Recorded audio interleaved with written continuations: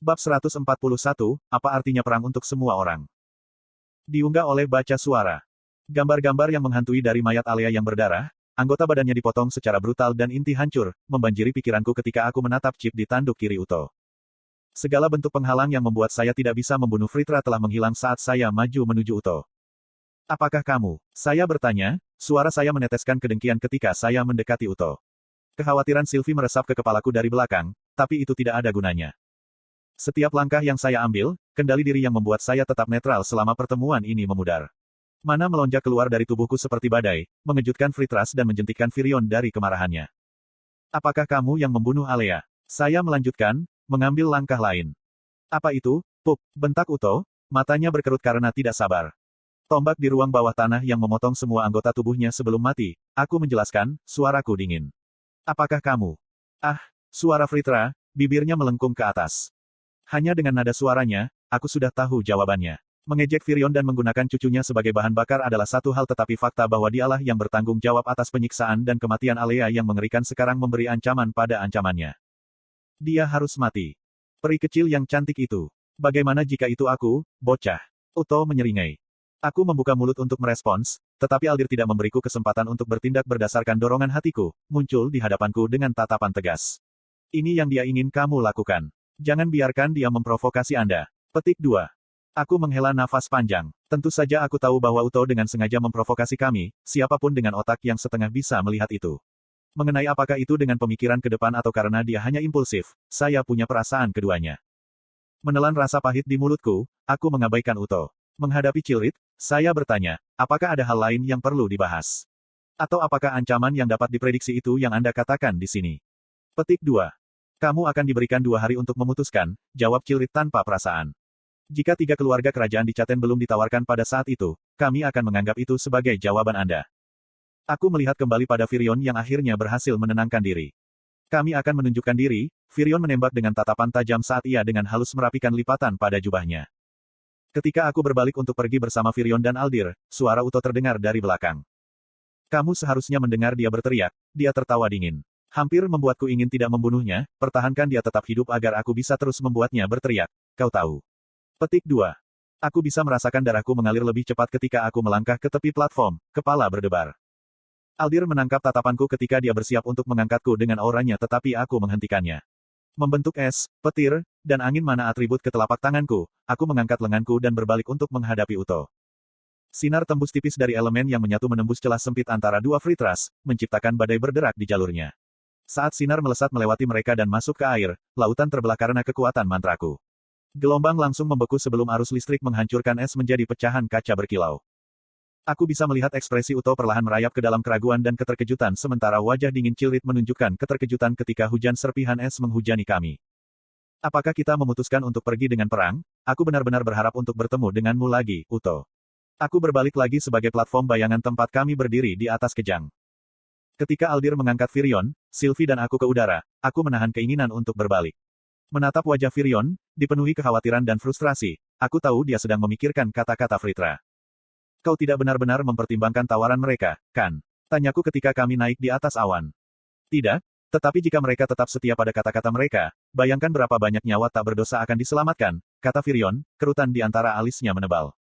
Aku hanya bisa mengejek, itu besar jika mengorbankan hidup Anda dan keluarga untuk.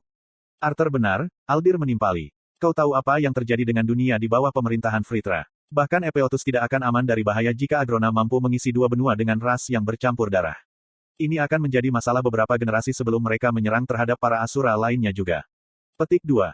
Aku tahu, desah Virion. Tapi aku tidak menantikan protes yang pasti akan terbentuk dari pilihanku. Kau akan memberi tahu semua orang. Aku bertanya, terkejut. Kakek Tes mengangguk dengan sungguh-sungguh. Kepercayaan adalah ular yang berubah-ubah, dengan susah payah berhasil namun begitu mudah hilang. Penting bagi pemimpin untuk dipercaya oleh orang-orangnya, tetapi menurut Anda seberapa banyak mereka akan mempercayai saya setelah menyadari bahwa pada dasarnya saya menggunakan hidup mereka sebagai token judi. Petik 2. *** Anda membaca di https://rednovelfullonline.com***. Tidak banyak, aku mengakui, masih enggan terhadap gagasan itu. Saya tidak akan mempertanyakan keputusan Virion. Sejauh memimpin, dia memiliki lebih banyak pengalaman daripada saya, bahkan dengan kedua nyawa di bawah ikat pinggang saya. Saya bisa menawarkan perspektif yang berbeda, tetapi pada akhirnya, saya mempercayai pilihannya, seperti yang dilakukan Aldir. Ketika Asura pertama kali datang ke Dicaten, membunuh para Greysunder dalam satu sapuan segera setelah dia tiba, saya pikir dia akan mencoba dan mengendalikan Virion seperti semacam dalang di latar belakang. Namun, Aldir hanya melindungi dan menyarankan Virion, tidak pernah memaksanya untuk mengambil tindakan. Ini mengatakan banyak tentang rasa hormat yang dimiliki Asura untuknya. Ketika kami terbang kembali ke pantai barat, Virion mengoordinasikan rencana dengan artefak transmisi mental untuk berbicara di depan umum yang akan berlangsung besok. Hanya dari sedikit demi sedikit percakapan yang berhasil kuambil dari Virion yang bergumam ke dalam artefak, sepertinya semua tokoh utama dalam perang akan hadir dalam pidato itu. Tombak, anggota kerajaan dari 3 ras, dan keluarga bangsawan berpengaruh lainnya harus dikumpulkan dan berdiri di samping Virion saat dia membuat pidatonya sebagai tanda penghormatan. Kami tiba kembali di ruang melingkar di kastil melalui gerbang teleportasi hanya dalam beberapa jam. Sebelum keluar dari kamar batu bata hambar, Virion menepuk punggungku. Istirahatlah, Arthur. Lord Aldir dan aku akan menangani sisanya dari sini, elf berambut putih itu berkata sambil tersenyum lelah. Aku bisa membantu, protesku. Ada banyak yang perlu kalian rencanakan jika pengumuman akan dibuat besok, kan? Biarkan aku khawatir tentang itu, dia menolak.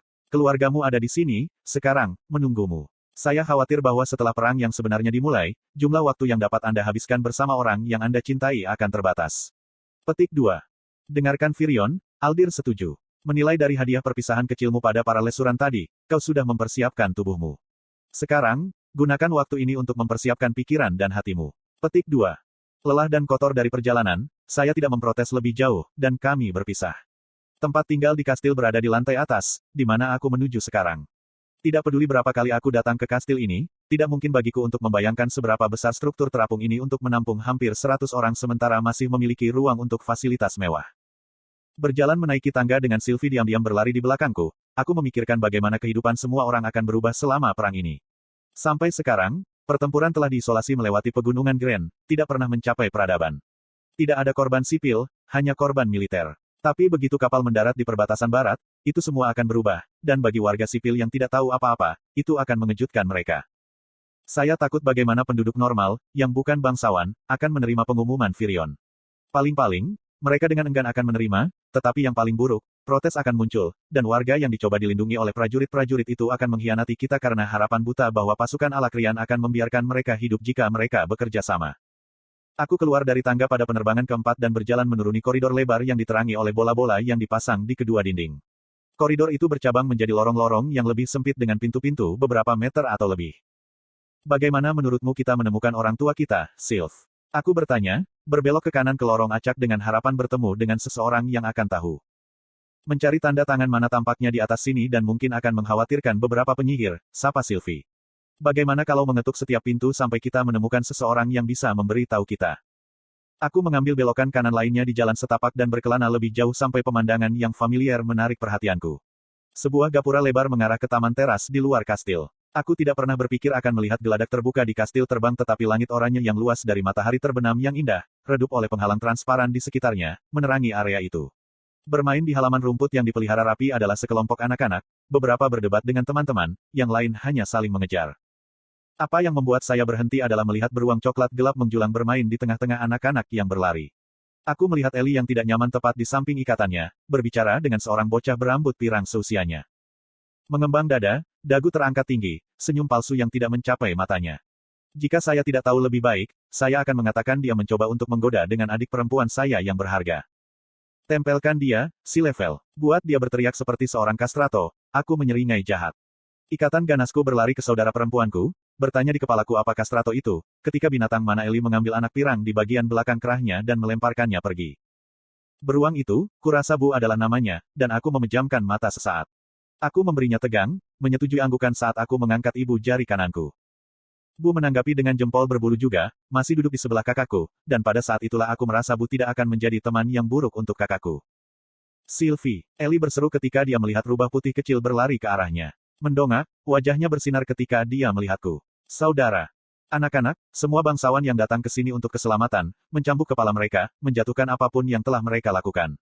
Beberapa orang tua di dekatnya, duduk di kursi teras berbicara satu sama lain, berbalik untuk menatapku. Ketika saya berjalan ke arah saudara perempuan saya bisa merasakan mata semua orang mengikuti saya. Ellie mengambil Sylvie dan memeluknya erat-erat sebelum menatapku kembali. Saudaraku, kamu sudah kembali. Yup. Aku tersenyum, melirik ke arah penonton. Mencelupkan kepalaku, aku berbisik ke telinga kakakku. Mengapa mereka semua menatapku? Tidak ada bangsawan di Dicaten yang tidak tahu siapa Arthur Lewin, dia terkikik. Kamu harus melihat bagaimana para bangsawan itu memperlakukan aku. Jadi begitu ya, saya pikir saya telah melakukan sesuatu yang salah kepada teman-teman Anda di sini. Aku tertawa kecil. Beralih ke Bu, yang tetap duduk dengan kaki belakangnya, aku mengangkat tangan. Senang bertemu denganmu, Bu. Monster mana raksasa merespon dengan menggerutu rendah dan menerima tanganku dengan cakar besar. Kapan kalian berdua begitu dekat? Eli kagum. Pria dengan tujuan yang sama cenderung terikat dengan cepat, jawabku, kami berdua saling mengangguk sekali lagi. Apa? Tidak apa-apa, itu tidak penting. Bagus kau ada di sini sekarang. Anda harus menghentikan mereka, Eli mengubah, menggelengkan kepalanya. Apa? Hentikan siapa dari apa? Aku bisa mendengar kekhawatiran dalam suaranya. Eli menarikku keluar dari teras, menjauh dari anak-anak lain dan orang tua ketika matanya dengan gugup melesat ke kiri dan ke kanan. Ini ayah dan ibu, katanya dengan sungguh-sungguh. Mereka memutuskan untuk bergabung dengan perang.